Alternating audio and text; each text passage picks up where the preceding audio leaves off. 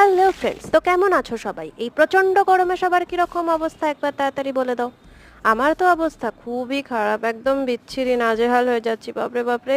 আর রোদটা দেখো না, কীরকম কাঠফাটা রোদ উঠেছে, একদম বিচ্ছিরি অবস্থা, বাপরে। আর যাই হোক, তো আজকে আমরা বানাচ্ছিলাম একটু ঝিঙে পোস্ত।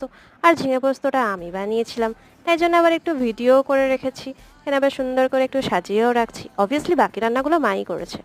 দেন তারপরে আমি বানিয়েছিলাম একটা ফেস প্যাক, তো ইটস ভেরি ইউজফুল ফর ডিট্যানিং। তো এখানে ইনগ্রিডিয়েন্টসগুলো আমি দিয়ে দিয়েছি, তো তোমরা ডেফিনেটলি এটা ইউজ করতে পারো। তো এটাকে ফেসে ভালো করে অ্যাপ্লাই করে নিতে হবে, আর তারপর শুকিয়ে গেলে ভালো করে জল দিয়ে ধুয়ে নিতে হবে।